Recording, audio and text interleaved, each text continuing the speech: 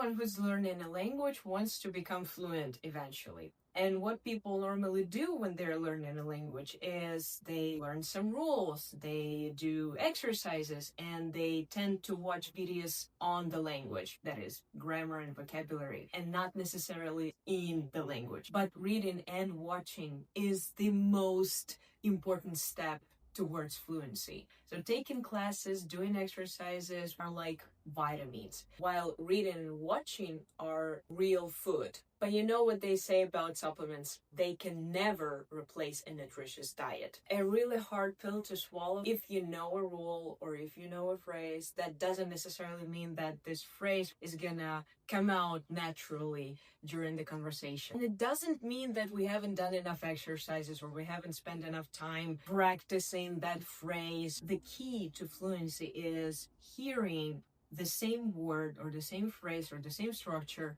so many times that you feel comfortable enough around the meaning of it, around the context, so you start eventually using it yourself without thinking and without translating. To do that, you have to spend as much time as you can with the language. And you probably heard it before. What I notice is that people tend to make this immersion more complicated than it has to be. So you don't have to dedicate a specific time to watch a movie or to read a book in the language that you're learning. You can use the things that you already watch and read every day and just do it in the language that you're learning. This chapter is inspired by the book Atomic Habits. The first thing that we're going to look into is your existing routine, and we will find the areas where you can switch to the language that you're learning easily. And now I'm going to ask you to pick up a notebook or open the notes application on your phone and answer the questions. What do you read and watch every day? And it doesn't have to be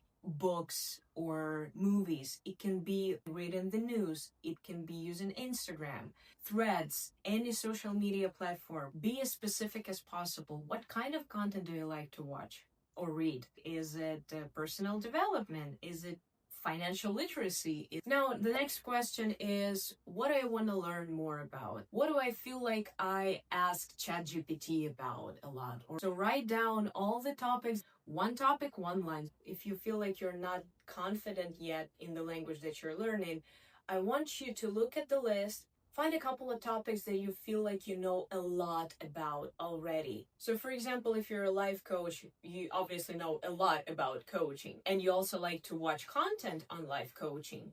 Pick this topic.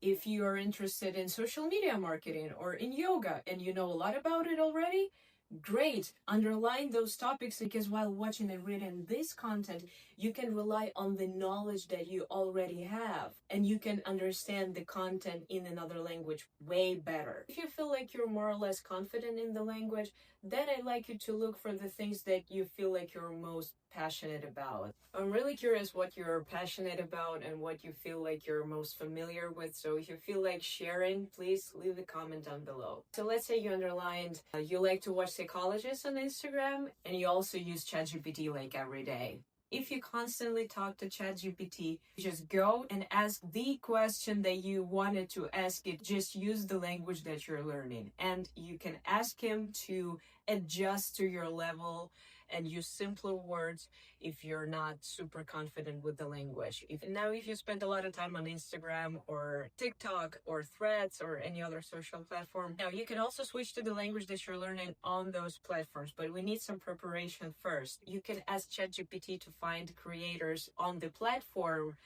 who make content in the language that you're learning that specialize in the topic or in the niche that you're most interested in. Now that you found the list of the creators, you follow them, and then your new habit might sound something like this. Every time I stumble upon a post by those creators, I'm going to read or watch it till the end and optionally rewatch or reread it. But the problem here is that if you surround yourself with this kind of content that is not designed specifically for your level, you will see that you don't understand everything. So for you to learn the language naturally, you have to understand the context enough so you can pick up on the words that you don't understand. The ideal situation, you're supposed to understand like 98% of the context, So you can easily pick up on those 2%.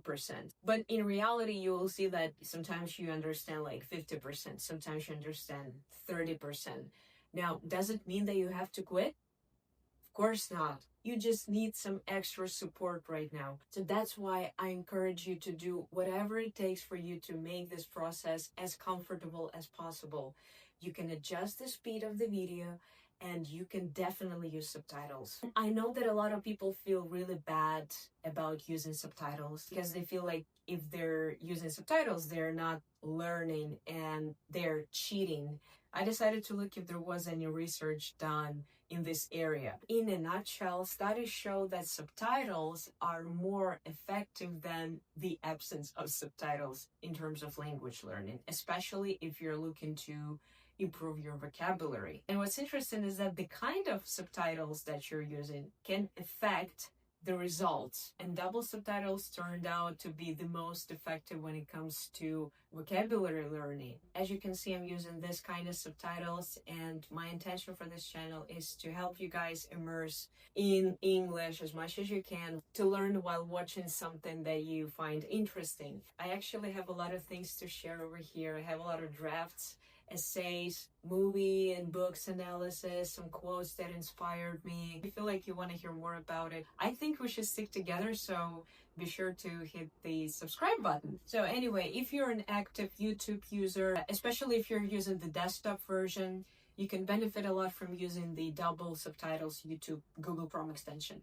Or for example, if you read a lot of articles online, you can use another Google Chrome extension that literally translates every single paragraph on the page. The links are in the description box. Obviously, you can use subtitles when you're watching a movie or when you're watching a video, but on some platforms, subtitles are not available, like on Instagram stories or on Threads, or only subtitles in the original language, so you cannot translate them right away.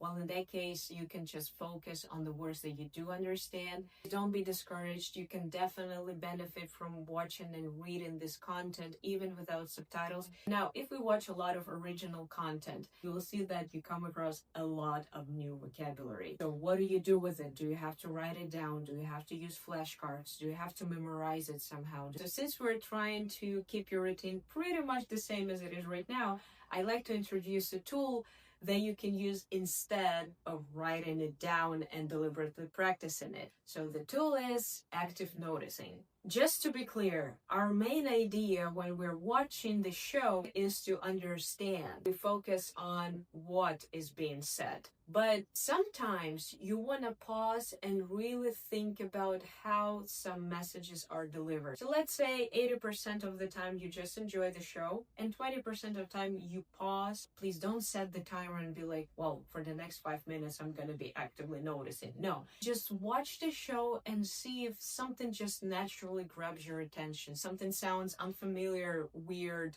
funny, anything, like any emotion. So that emotion is your cue to pause and start asking yourself certain questions. So for example, what was so confusing about it? Maybe this word was pronounced differently than I thought. Have I heard this word before? Does it remind me of any other word? Can the context help me figure out what that means? Or if I'm using the native language subtitles or double subtitles, how is it similar or different from my native language? So these are the questions that your teachers normally ask you when you're confused. And so whenever you stumble upon something that felt unfamiliar, interesting, just literally pause. Then you ask yourself these questions. You can say it along with the speaker or with the actors. The best part is you don't have to go and practice. You don't have to go and study. And just enjoy the rest of the show, and that's enough. Now that you spend some time with this word or with this structure, you created a file in your mind. Your brain is going to start playing its favorite game, which is called, hey, this thing looks familiar. Have you ever been in a situation when you wanted to buy something, for example, a specific dog breed? You start seeing it everywhere. If before that, nobody even knew about that breed. That, my friends, is the frequency illusion. Whenever you notice something, it signals to your brain to notice it even more. If you notice the word once, it increases the chances of stumbling upon it again. Remember, to become fluent, you have to hear the phrase like 1,000 times. So literally your only job is to enjoy the content, to watch and read as much as you can, and sometimes dedicate time to noticing something that feels odd or interesting. And that's it. And then the mind is gonna pick up on the rest of it. That's pretty much it, folks. So I'm really curious about what your takeaway from this video is, something that kind of clicked with you somehow.